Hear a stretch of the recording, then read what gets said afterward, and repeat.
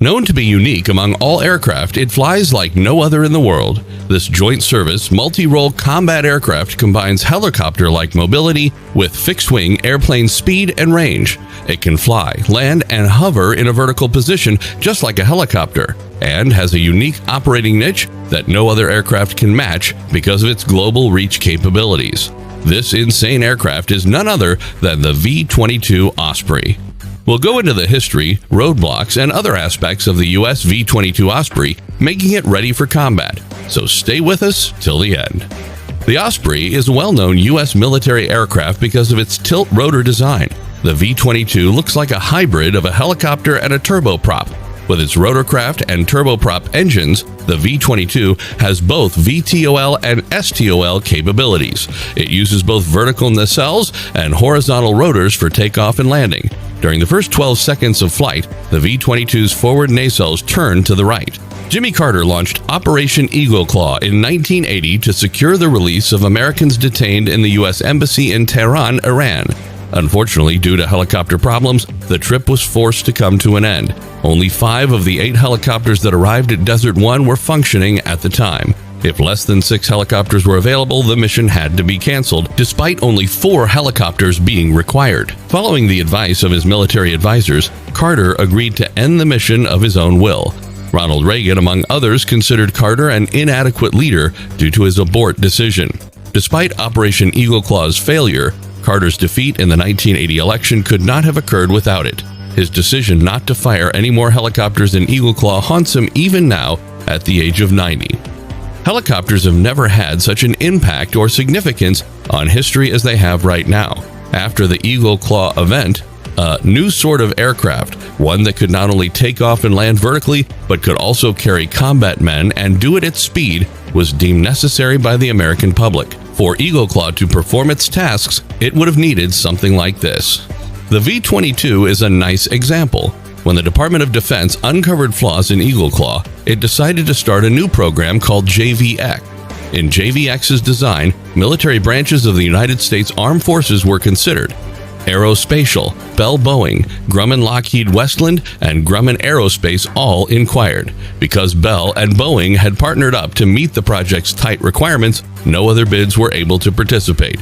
As a result, the contract was granted to Bell Boeing in 1983. Both Bell and Boeing designed the wing or nacelles of the new jet. This package came with a Rolls-Royce engine.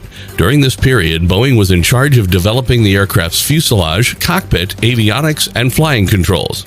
A total of 6 prototypes were created. Unfortunately, things took a turn for the worse at the last minute. For the first time, the V-22 was put on display in 1988. This project was also put off in the same year when the Army decided to divert its limited funds to other, more imminent aviation initiatives. Votes to halt V-22 operations were held twice with a vote of no confidence. The V-22 program was finally put on the Senate's radar in 1989. The Department of Defense, on the other hand, stepped up to the plate and began putting pressure on the V-22 program to be terminated as the costs rose. Since 1989, Dick Cheney has spent 3 years trying to get Congress to defund the V-22, but was stopped by the House of Representatives. Finally, because of its proven capabilities and efficacy, the V-22 was deemed a worthwhile expenditure by Congress. When they took office, the Clinton administration agreed that the V-22 was worth funding. The V-22's flight tests were also plagued by issues. 2 of the 6 prototypes that were produced crashed during the flight tests. Safety-enhancing changes were made to the plane while it was grounded. Empty weight was reduced, production was simplified, and construction expenses were reduced. 1993 saw the release of the brand new version, which was safer and more affordable. A total of 23 U.S. Marines were killed in 2 further accidents in the year 2000. Again, the V-22 had to be grounded. These mishaps were examined. Safety-related changes were made again, and it had taken nearly 2 decades to get to this point, but the V-22 was finally ready. Despite its flaws, the V-22 proved to be a costly and risky platform. O'Hanlon of the Brookings Institute says that V-22 production costs are significantly higher than those of comparable helicopters, including about double the CH-53E's production costs. which can haul heavier equipment than the V-22 can. Creating one Osprey cost about $60 million. Due to this decision, the V-22 became the first tilt-rotor aircraft to go into full production in 2005. There are currently 481 Osprey tilt rotors in the program of record that have been ordered or are expected to be within the next few years, and Bell Boeing expects new products to end in the near future. To put it another way, the V-22 is a rotorcraft rather than just a traditional helicopter. For the first 12 seconds after takeoff, it can fly like a helicopter while still having the speed and range of an airplane thanks to the motors mounted on the points of its wings. With an unrefueled range of more than 1,000 miles and an ability to land on a dime, the V-22 is unlike any other rotorcraft in the world. After the Soviet Union's fall, the Pentagon decided to axe 100 weapons programs, and the Army dropped out of the project in 1988, just before the Pentagon was ready to do so. The Marine Corps was principally responsible for protecting the program during the peace dividend era in the 1990s, when military modernization was at its lowest point. With the support of Congress, the Marines fought back against Secretary Cheney's attacks, and Osprey went on to revolutionize amphibious operations. Marines were not the only beneficiaries of the aircraft, as the Air Force purchased 56 for its Special Operations Wing. The Navy purchased dozens to equip aircraft carriers and other warships at sea. It would be hard to overestimate how much of a game changer the aircraft was. Military planners realized that an airframe combining helicopter and turboprop plane performance qualities would allow unthinkable missions to be accomplished. For example, the Osprey's carrier onboard delivery version can carry time-critical supplies to warships far out at sea and can service a wide range of vessels, not just carriers, unlike the planes it replaces. Both Boeing and Bell Textron, which participated in the program's production activities, have reaped the benefits of the program's success. However, the Marines and the Navy will likely order their final batch of tilt rotors in 2023, at which point the companies will have to speed up their search for other business prospects.